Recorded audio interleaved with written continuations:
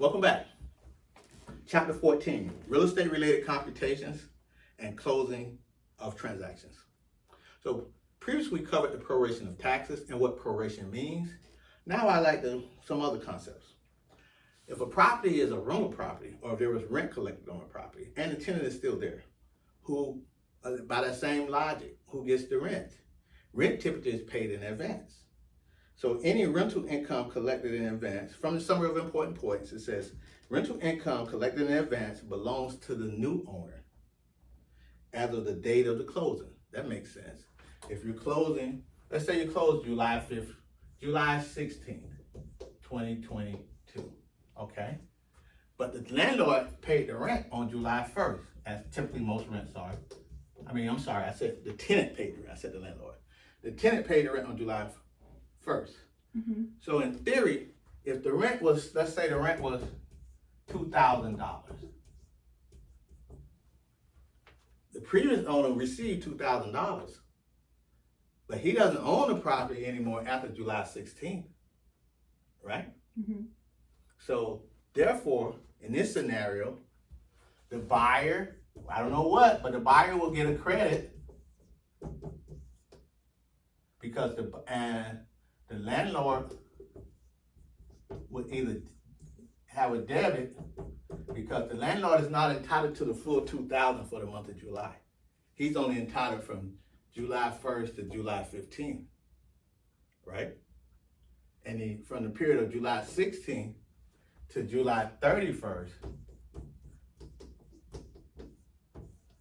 assuming that the buyer closes on July 16th, that rent is now due to the new buyer, to the new buyer who is also the new landlord.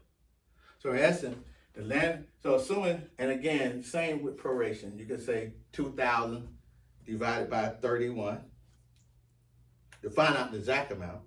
2,000 divided by 31, $64.52 a day, because it's 31 days, right? Mm-hmm. So technically, of that 61.32.52 times 15, 64.52. 64.52 times 15 is equal to 967.74. That is the true amount of rent that the previous owner was entitled to. Meaning like the cash flow of... No, his prorated share of the rent. The rent, we've already established, is $2,000 a month from the tenant. The tenant pays $2,000 a month. Okay. He has to pay his landlord $2,000 a month. It just so happened his landlord switched because there was a sale that occurred on July 16th. Okay. So the tenant's not going to get his $2,000 back. It's just that $967.74 is due to the previous owner. Oh, I see what you're saying. And $1,032.26 is to the new owner. is to the new owner. So accordingly, on the day of closing, the buyer will get a credit for $1,032.26, and the landlord will get a debit, or either debit means taken away. Whatever money he's going to receive, $1,032.26 will be taken away from his proceeds because he's not entitled to that rent, because that's the rent on behalf of the new buyer who's the new landlord.